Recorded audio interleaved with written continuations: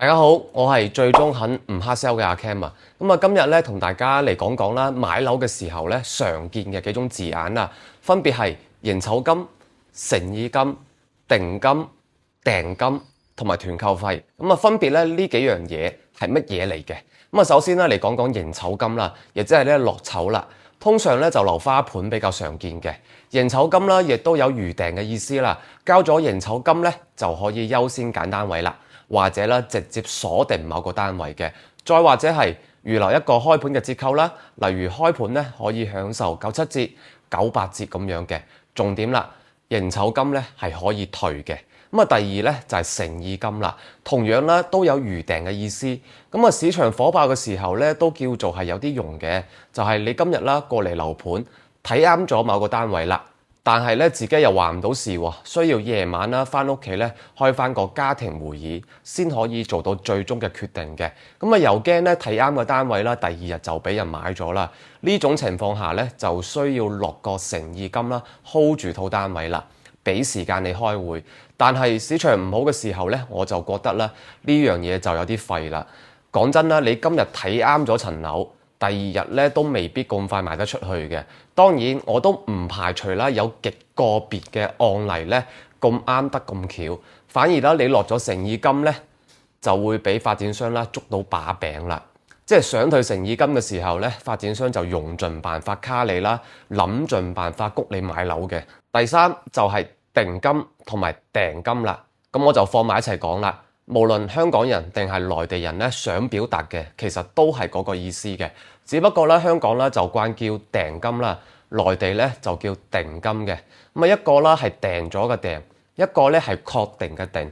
但如果咧你買嘅嗰層樓係內地樓嘅話，簽合同嘅時候你就一定要睇清楚啦。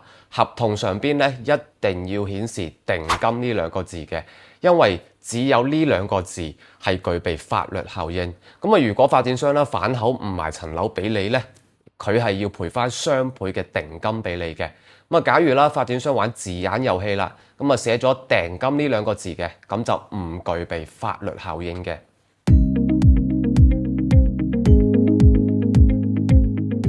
最後一個就係團購費啦。呢樣嘢咧就俾人詬病最多啦。網上啦有好多人咧就傳呢一個團購費就全部都係中介嘅佣金嚟嘅。亦都有人話咧呢個團購費係發展商嘅領導啦想收額外嘅茶水費啦。今日咧我就詳細講講究竟成件事係點樣嘅。首先啦，正常情況下團購費咧係發展商收嘅，並且呢筆錢啦係碌落咧發展商指定嘅銀行戶口入邊。呢筆團購費的而且確有少部分咧係中介嘅佣金嚟嘅，但係要注意係少部分，並不是絕大部分。然後咧，無論邊個樓盤佢收唔收團購費都好咧，發展商都係要俾中介佣金嘅。並不是話收團購費嘅樓盤中介就有佣金收，唔收團購費嘅樓盤咧中介就冇佣金收嘅，唔係嘅。只不過咧就係收團購費嘅樓盤咧佣金就收得快啲。咁點解呢？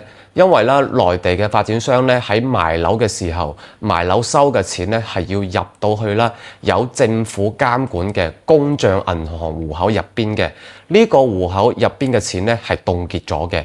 凍結嘅呢段時間，發展商都要使錢㗎啦，即係唔單止咧要出中介嘅佣金啦，佢自己都要燈油火蠟啦，伙計出糧咧都要使錢嘅。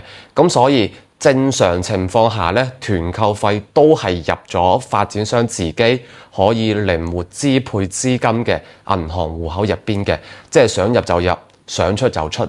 咁其實咧中介咧都好慘嘅，你諗下啦，成交一張單收到佣金嘅週期咧，通常都要半年至到1年左右嘅時間。如果發展商財困嘅話咧，咁就更加慘啦，收到佣金嘅時間咧，起碼要2年以上。啱啱咧講嘅呢啲咧就係正常情況下，咁我而家咧就講下啦，唔正常嘅情況下係點嘅？因為咧有啲別出心裁嘅 agent 咧就會用自己嘅銀行戶口或者係自己創立嘅公司嘅銀行戶口咧，要你去碌呢一筆團購費嘅，跟住咧扮到好似唔係自己收嘅咁樣，係發展商收嘅咁，並且金額咧通常係8萬蚊以上嘅。咁啊呢個時候咧，你就要多加小心啦，因為呢筆錢咧就真係直情入咗啦 agent 嘅褲袋嘅。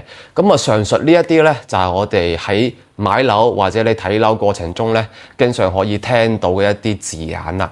咁啊如果咧大家對於呢啲字眼咧仲有啲咩唔明嘅，歡迎大家喺下邊嘅留言板啦進行留言，或者咧你喺睇樓、買樓或者係了解樓盤嘅過程中咧，有撞到啲咩新鮮事嘅，亦都可以喺下邊嘅留言板咧，咁啊講下，咁啊大家討論下咁樣嘅，亦或者話你想了解邊個樓盤嘅，亦都可以啦，通過左上角嘅聯絡方式咧，可以揾到我嘅，可以直接加我 WhatsApp， 大家咧進行一個交流啦。